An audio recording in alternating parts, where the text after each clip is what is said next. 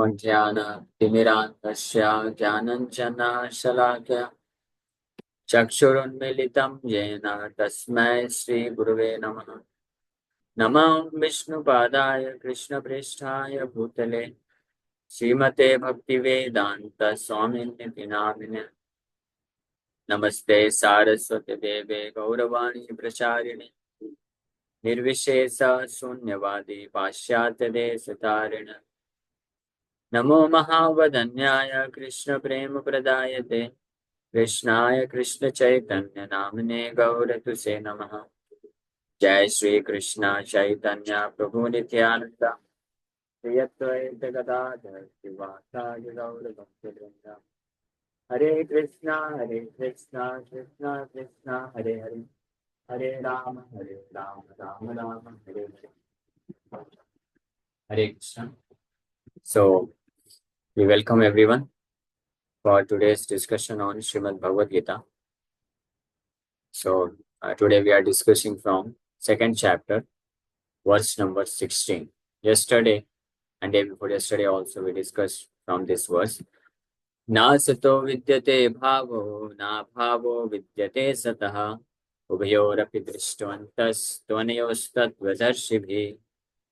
So in this verse, Lord Krishna explained and analytically Lord Krishna explained why why one should perform activities pertaining to spirit soul, and one should not be so much anxious for material things, material body.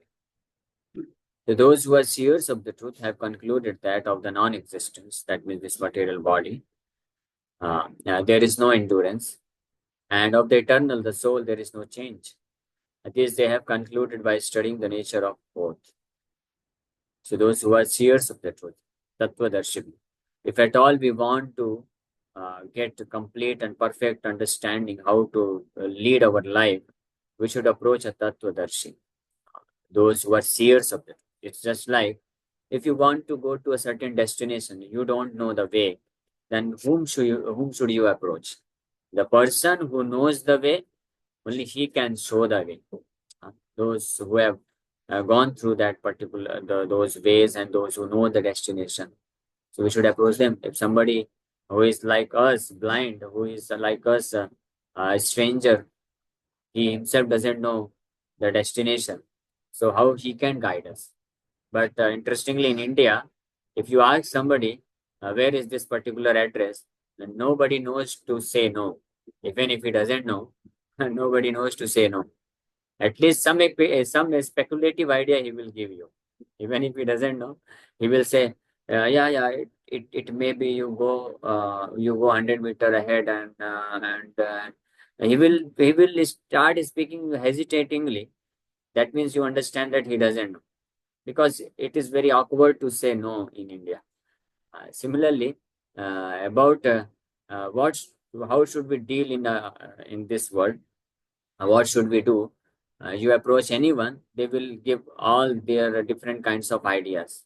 That beta, you should live like this. You should prepare for this exam. You should do this. You should prepare for a government exam. You should get job. You should earn money. You should do this. Everyone will give some kind of suggestion, some kind of things to do, all based on this material body. That's all. Because almost everyone who is not a pure devotee, who is not a strict devotee in terms, even those who are following some kind of religious path, they might have in their entire life, they might have done some kind of religious thing, religious activities, or a devotional service also, but so-called devotional service to Krishna. But when it comes to guide to their descendants, their children or grandchildren, they will say, better don't become too much serious in performing bhakti. Better you should work hard to earn a lot of money. In this way they guide. So those kind of people are also not strictly to be, they can not be accepted as strictly to be pure devotees. They are executing their devotional service, that's all right. But their guidance is not up to the mark. They say, we have seen this. There are many people, because of their parents, because of their culture, They themselves never did anything sinful activity in their life, and they daily they recite some kind of religious scriptures, Ramcharitmanas, and different kinds of they perform religious activities, but they don't encourage their descendant, their children or grandchildren especially, to do the same thing. They want their grandchildren or children to become like first class materialist in this world, to earn lot of money, to get lot of name and fame. So they are not Tattvadarshi. A real Tattvadarshi is one who can explain to us the difference between material existence and spiritual existence, the difference between the results one will get if one works for material things and spiritual things. That is a real Tattvadarshi. So, a real Tattvadarshi means seers of the truth. They will explain us that don't just waste your time simply for acquiring some kind of material gain in this material world. This human form of life is not meant just to live life like cats and dogs, just to get some improved facility in terms of eating, sleeping, mating, and defending. Don't just waste your life working hard day and night just to acquire material reputation, material things, material wealth. You should also give uh, time, equal time, rather more time. You should give more value for spiritual things. And as far as material aspect, material things are concerned, that is naturally taken care by the arrangement of material nature. Everyone, because of their karma, everyone, all the living entities, not just human being, all the 84 lakh species are maintained by the order of the Supreme Lord through material nature. Nobody goes hungry.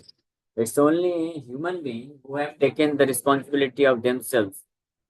They only suffer in this material world because of lack of food and water and facilities. But no species, no other species other than human being, they suffer this lack of food arrangement. And even if at present moment, if some of the species are getting vanished because of lack of material facilities, that is because of exploitation of material resources by human beings. So cause is human cause. The real cause for the suffering of all other species on this planet Earth is actually human being only. Otherwise, by the grace of the Supreme Lord, Mother Nature, Mother Earth can produce enough to sustain 10 times more population, not just of human being, but all the living entities, 10 times more population that are present on the earth right now. That is a fact. Material nature has got so much resources, but it's simply the mismanagement or exploitation of human beings has caused so much havoc in the society. That's why the real business of human being, at least for human being, the real business is to forget all other engagements and just to focus and to become sincere and serious in understanding the truth of life, understanding the tattva. By approaching a tattva darshi, that will be explained in the fourth chapter, verse number 34. But in the second chapter, in this particular section, Lord Krishna is emphasizing the importance of inquiring about the absolute truth, importance of spiritual aspects of life, importance of developing relationship with the Supreme Lord, and how to develop it, and how to inquire, how to get complete knowledge. That will be explained in the fourth chapter, where Krishna says, Tad vidhi pranipatena pariprasnena sevaya updekshanti te jnanam jnaninas tattva darshibhi. There also Krishna uses the word tattva darshibhi. Krishna never told that you approach a person who professes himself to be a follower of the dharma, but who does not know the tattva. Only a person, only a personality who knows the tattva. Tattva means the truth. A tattva means the absolute. A darshivi means he does not only knows the tattva, but he has seen the tattva. He has seen the absolute truth. And what is the meaning of seeing the absolute truth? The meaning is that he has the realization of the absolute truth.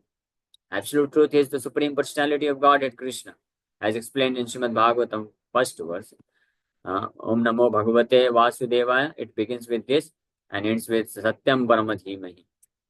The absolute truth is the personality of Godhead, Sri Krishna.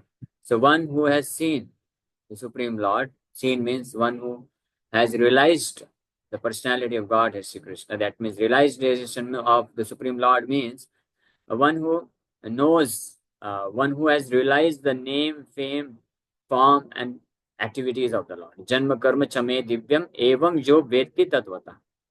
One who knows in truth the transcendental activities, the transcendental form, divine form, the transcendental nature of the holy name of the Lord, and thus one who enthused by such transcendental paraphernalia of the Supreme Lord, his name, fame, form, personality, one who himself has become addicted and who has developed full consciousness to serve the Lord in terms of his holy name and his name, fame, qualities, and form. And such kind of person is to be known as Tattvadarshi, real Tattvadarshi. That means he has complete realization of God. And such kind of personality will never misguide us. He will never misguide us. He will give us clear cut understanding. State in a very plain truth, he will tell us, inspire us, encourage us to dedicate ourselves wholly and fully, completely for the service of the Supreme Lord. And if, and such kind of great personalities are although very very rare in this material world. It's not very easy to get, but we are very very fortunate that we got such kind of great personality as Srila Prabhupada. He has given us such a wonderful knowledge in Bhagavad Gita, in his lectures, and through his for true followers we get this divine knowledge. What should we do, what should be done, what should not be done. So in this particular verse, Krishna is saying, so those kind of Tattvadarshi means those who have actually seen the truth, those who have actually realized the truth. They are not just experimenting the truth.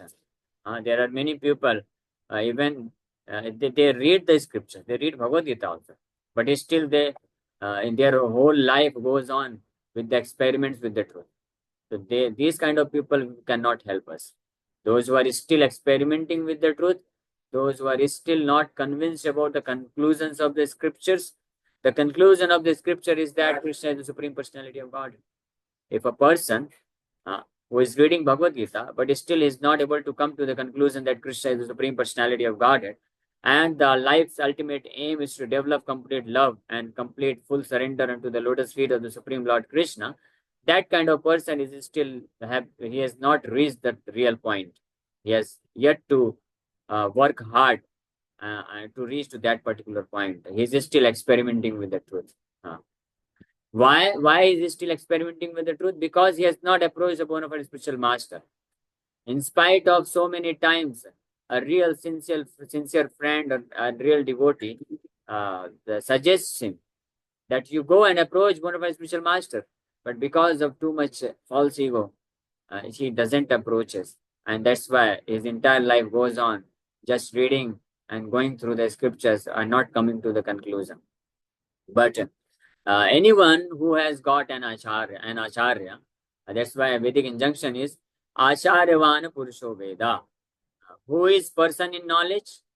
One who possesses an acharya, bona fide acharya. He is to be considered to be in real knowledge. The Shastras do not say Shastravan Purusho Veda, Vedavan Purusho Veda, Purana Upanishad Vedantavan Purusho Veda, or Sannyasvan Purusho Veda, Buddhivan Purusho Veda, Shaktivan Purusho Veda, Dhanavan, Jnanavan Purusho Veda. No, Shastras never say like this. Shastras, according to the scriptures, who is a person who knows the truth in complete? The person who is Acharyavan. Acharyavan means, just like Dhanvan means, who possesses dhan, wealth, he is known as Dhanvan. Similarly, Acharyavan means one who possesses an Acharya. One who possesses an Acharya means a bona fide spiritual master. Only he can be said to be in complete knowledge. Only he can become Tattvadarshi. So we are very, very fortunate that we have the opportunity to possess such a great Acharya as Srila Prabhupada. So if we can possess him, Srila Prabhupada as our Acharya, then we can also become Tattvadarshi. Acharyavan Purushoveda. And such kind of Tattvadarshi can help others also to enlighten others. They themselves become very much clear with respect to the real knowledge of regarding life, and they can guide others also. That's why one should approach a Tattvadarshi. And how to know who is Tattvadarshi? One who possesses a bona fide spiritual master, Acharyavan. He is only Tattvadarshi uh, uh, in the condition that he is perfectly following that particular Acharya. Then he becomes Tattvadarshi. And Krishna is suggesting that one should approach such a seers of the truth, Tattvadarshi, and understand from him that na asato vidyate bhavo. Asata. Asata means this material existence, material body, has no bhava. No bhava means no endurance, means it's of no use just to take care of the things related with this material body, because eventually it is going to get finished. At one stroke, everything, all the material things are finished. And what is that stroke? That stroke is known as death. With one stroke known as death, all the material acquisition, all the material name, fame, wealth, everything is just finished in one stroke. And again, when the living entity takes birth again, he has to begin a new chapter. He has to begin everything from scratch, from down, from ground, from zero. And again, he works very hard his entire life and reaches up to the limit of acquiring so much wealth, name, fame, and position, so many relationships, contacts, everything. And again, there is one stroke, finish. That death, again, one stroke comes and everything is again finished. So any intelligent person, any sane person, sane man, can understand it very clearly. So what is the use? If I am working very hard just to acquire some material things, material wealth and name, fame only, then what is the use? It is going to get finished simply in one stroke, known as death. And Krishna has guaranteed it in the Bhagavad Gita. Kalosmi lokakshaya, kalosmi lokakshaya krit pravridhe.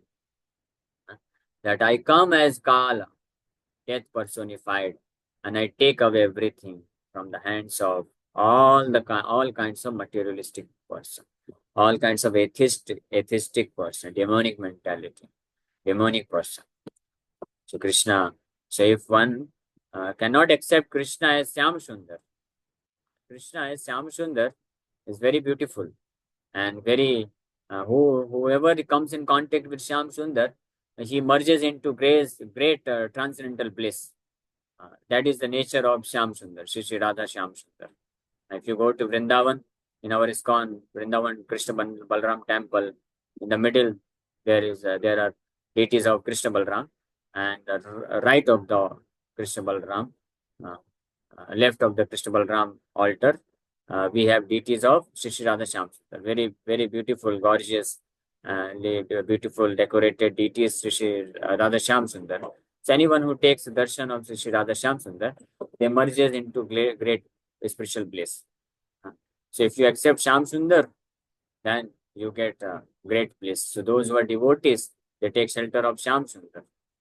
But those who are unfortunate, those who could not appreciate the transcendental pastimes of Shri Radha Syam Sundar, so Radha Syam Sundar became very merciful, and they became combined, and because of their great causeless mercy, they appeared as Gaur Sundar, just to help those kind of living entities who cannot appreciate the pastimes of Shri Radha and Syam Sundar because of less fortune.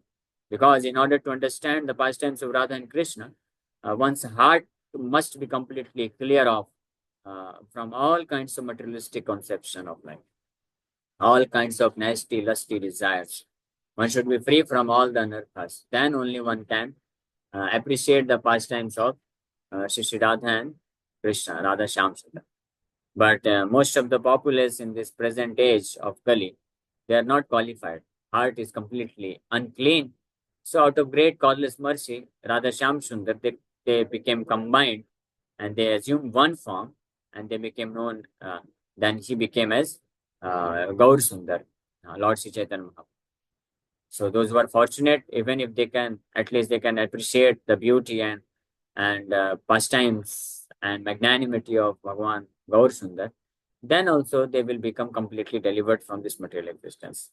But those very, very unfortunate people, those who cannot appreciate the beauty or transcendental mercy of Shri Radha Shyam Sundar, and also those who cannot appreciate the beauty and transcendental mercy of Shri Gaur Sundar Bhagavan, then they are handed over to the great mercy of Kala Sundar. If not Shyam Sundar, no Shyam Sundar, then Gaur Sundar. No Gaur Sundar, then Kal Sundar is waiting for everyone. Of course, when Kal Sundar comes, it does not appear like Sundar. It becomes very ugly. Kal Sundar is Kal Sundar is very Sundar, beautiful, but only for devotees. But for non-devotees, atheistic class of person, this Kala Sundar becomes Kala Bhairav, Kala Bhairav, very bhayanak, and he takes away everything, all the material acquisition.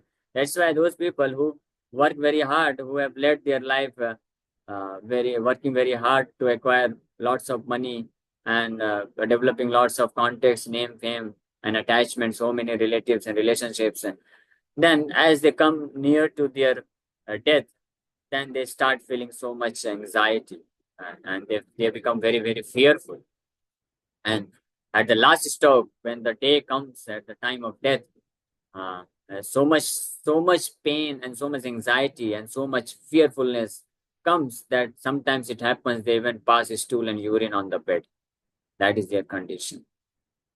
So we have to decide.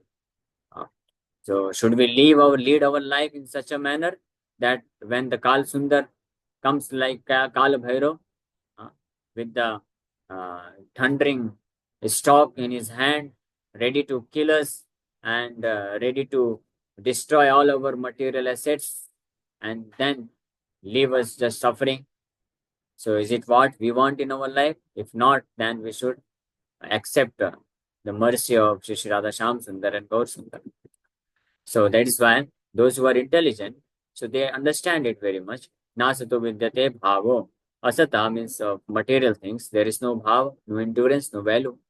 And on the other hand, na bhava vidyate sataha, which is sataha means eternal. There is, it's not that it has no bhava, it has complete bhava, means it is actually valuable.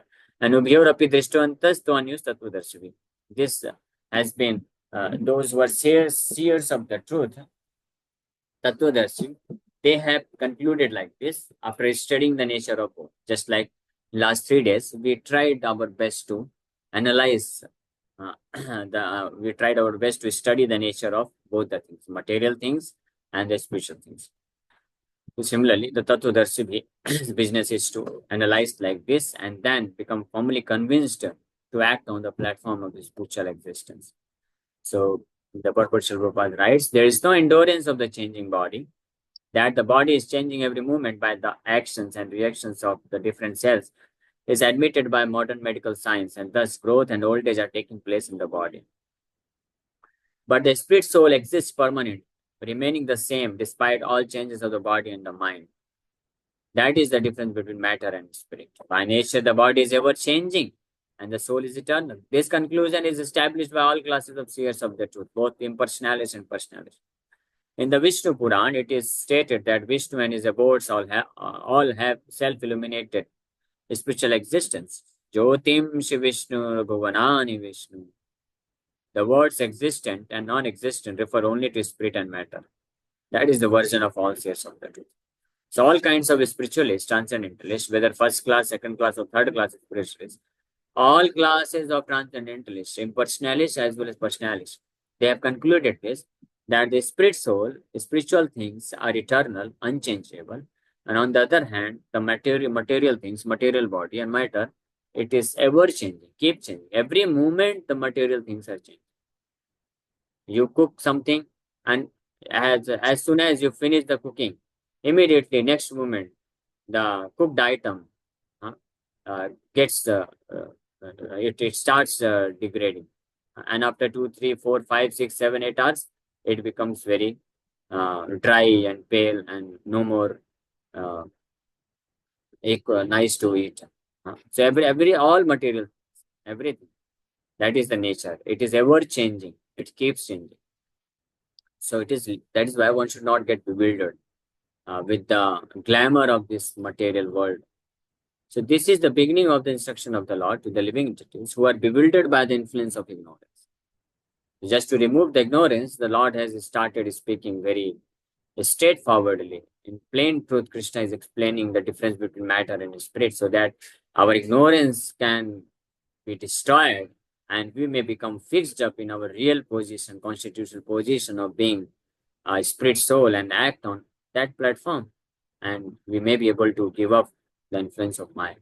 So removal of ignorance involves the re-establishment of the eternal relationship between the worshipper and the worshipable, and the consequent understanding of the difference between the part and parcel living entities and the Supreme Personality of God. So removal of ignorance involves these two things. One is to understand our constitutional position as worshipper or servant of the Supreme Lord, and another is to understand the constitutional position of the Supreme Personality of Godhead as controller of everything. One can understand the nature of the Supreme by a thorough study of oneself.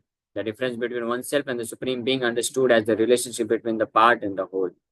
In the Vedanta Sutras as well as in the Srimad Bhagavatam, the Supreme has been accepted as the origin of all emanations. Such emanations are experienced by superior and inferior natural sequences. The living entities belong to the superior nature as it will be revealed in the 7th chapter. Although there is no difference between the energy and the energetic is accepted as the supreme and the energy or the nature is accepted as the subordinate.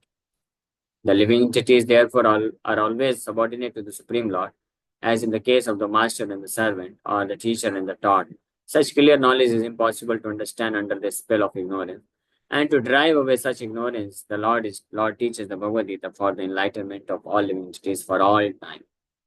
So just to remove our gross and subtle kinds of ignorance, both kind of ignorance. Gross ignorance is to consider ourselves to be this material body, that is grossest kind of ignorance and greatest kind of illusion in this world. But a subtle kind of ignorance or illusion is that even after understanding that I'm not this body, I'm spirit soul, aham brahmasmi, the impersonalist kind of understanding makes one still in ignorance and illusion by considering oneself to be equal to the Supreme Lord. So both of these kind of ignorance are removed by the mercy of the Supreme Lord through the knowledge of Bhagavad Gita. Okay. So thank you very much. With this, we'll stop. If you have any questions, you can ask. Hare Krishna, Krishna Krishna, Hare Hare, Hare Ram, Ram Ram, Hare Hare. Prabhuji, as you told in between that Kal Sundar, no one like Kal Sundar is life. So, do devotees have also such kind of fear when it comes No, like devotees Hare? are never fearful of death. Rather, death is very much welcoming to them, devotees. Devotees welcome death as much as a small kid, a small child who is away from his parents. When parents come to him, the small child becomes jubilant after seeing the parents. So similarly, devotees, when the death approaches, they become as jubilant because they know in the form of death, Lord Krishna is embracing him to bring him back to his lotus feet, back to his kingdom for eternal engagement in his service. So no more anxiety or misery because of separation from the Lord. So now my time to remain separated from the Lord is going to get finished as soon as I meet death. That's why devotees, instead of becoming fearful or feeling morose or depressed, they become jubilant and they happily accept the death, happily accept Krishna in the form of death. Yes, Pita Mataji? Prabhu, but there is like one factor behind. If somebody is scared of like, if we not get the chance to, means there may be any sins remaining in this birth, and we have to have We are another birth, talking about another journey. devotees. We are Hare talking Krishna. about devotees. Devotee means a pure Yes. devotee. Whenever we say pure devotee means pure devotee. So Vaishnava, pure devotee has no chance at all to come back to this material world. He is surely going back home, back to God. So such kind of devotee, they are completely fearless because they know very well. As soon as I will leave my body, Krishna is going to come and embrace me. And even if somebody who is not pure enough completely, but who has dedicated himself completely, they also become fearless because they know, okay, no problem. Even if I'm unable to complete my journey back home, back to Godhead in this birth, so surely after this death, Krishna will provide me certain very suitable situation, nice birth and nice environment, favorable situation, where I may practice again and complete my uh, further duration of Krishna consciousness. Okay. Thank you very much, Hare Krishna. Any other question?